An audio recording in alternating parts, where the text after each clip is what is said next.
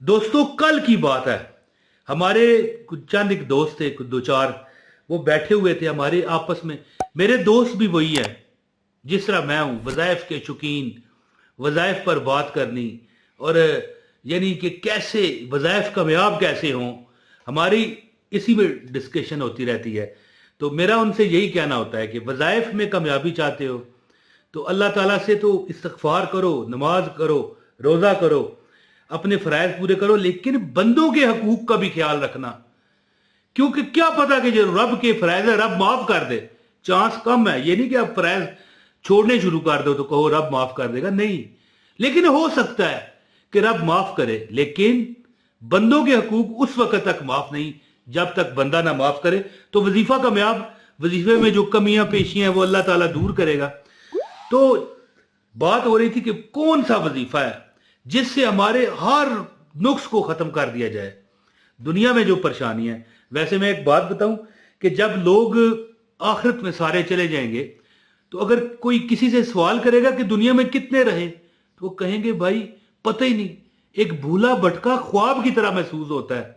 ख्वाब आता है ना बंदे को, कितना का होता है, तो कहेंगे कोई ऐसा छोटा सा ख्वाब था कि पता ही नहीं चला, अब याद ही नहीं है। इस तरह के हालात होंगे।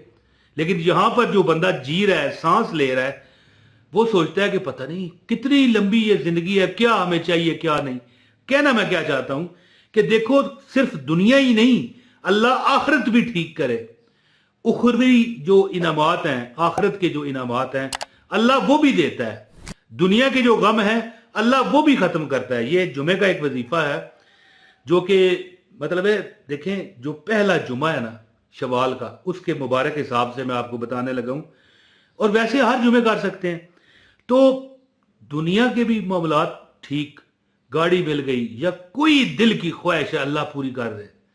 बात हो रही थी ना मेरी कि भाई कैसे कोई ऐसा वजीफा हो। तो पहले शुरू में मैंने कहा हकूकुल्लाह और हकूकुल इबाद, अल्लाह के हकूक और बंदों के हकूक लाजमी पूरे करो, है जी।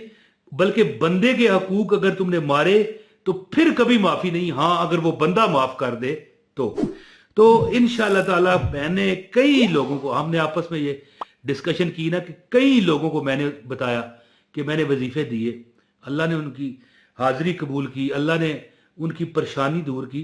और बड़े बड़े लोग, यकीन करें कि एक ऐसी औरत है जो अकेली है बिल्कुल, और कोई कमाई का जरिया नहीं, लेकिन वो कहती है कि ये हम आपस में बात कर रहे थे, औरत बैठी हुई नहीं थी, वो मुझे तो हर बंदा अप्रोच करता है, बात करता है, कहती है कि अल्लाह ऐसे सबब लगाता है, किराए भी पूरे, घर का जो खर्चा होता है, हांडी वगैरह जो खाने पीने के खर्चात हैं, अल्लाह पूरे ऐसे तरीके से सबब लगाता है। एक बार कहती है कि मेरे पास खाने को नहीं था, है जी, और यानी मैंने ये अमल किया तो दिन को मैंने खाया नहीं, रात को भी कोई नहीं था, दरवाज़ा खटखटाया गया, बंदा आया, उसने कहा ले बाजी ये आपका मतलब है हमारी घर से यानी खाना आया।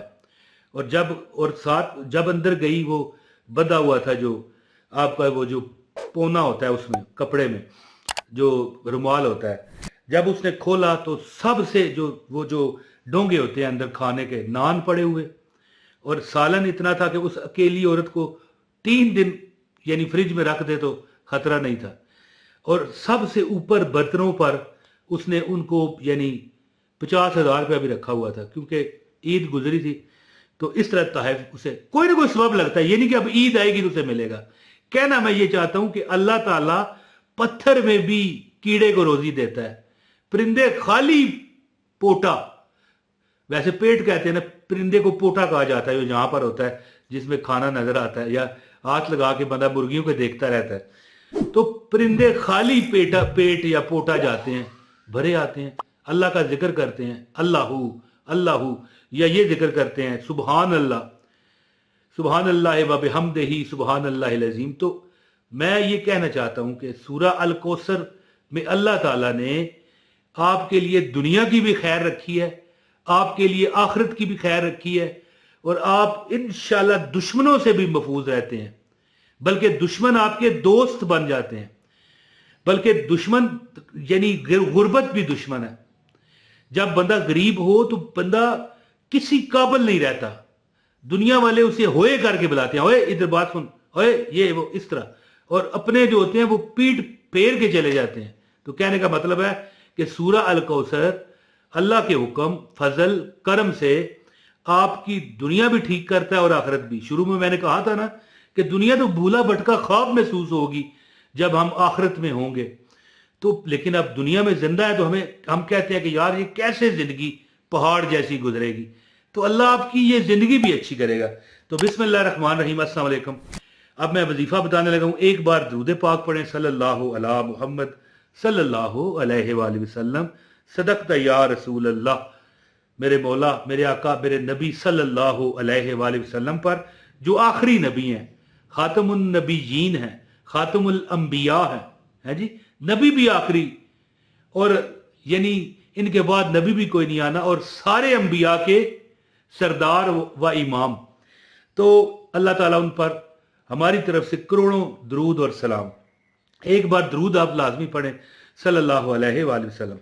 تو یہ جو سورہ الکوثر ہے نا، آپ اسے وٹامن کی گولی کی طرح لیں۔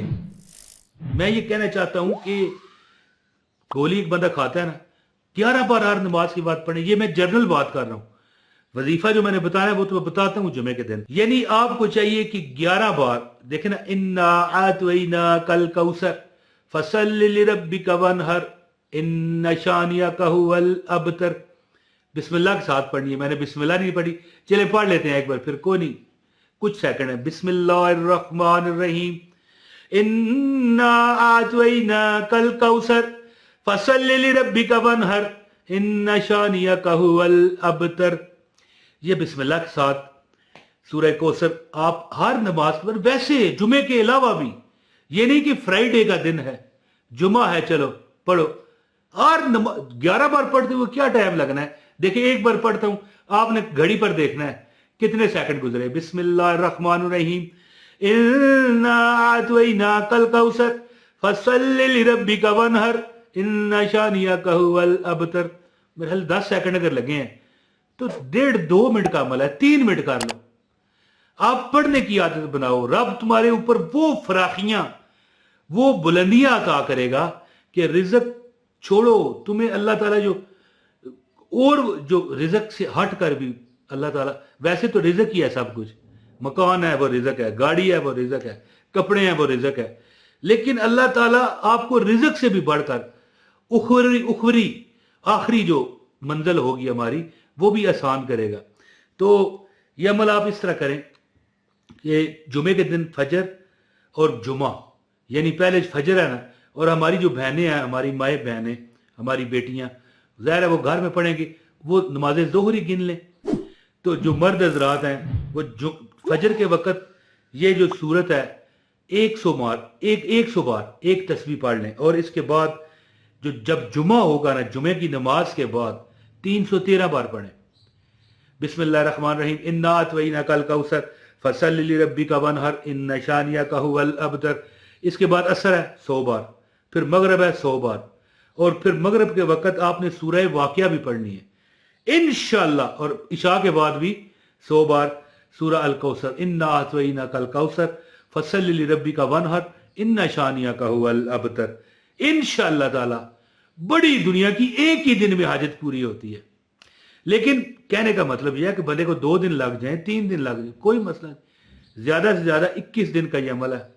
آپ خود اندازہ کر لو گے کہ واقعی، اور میں کہتا ہوں آپ کو یہ وٹامن کی گولی جو میں کہہ رہا تھا، اس کو وٹامن سمجھیں، یہ سورہ الکوثر کو وٹامن کی ٹیبلٹ سمجھیں۔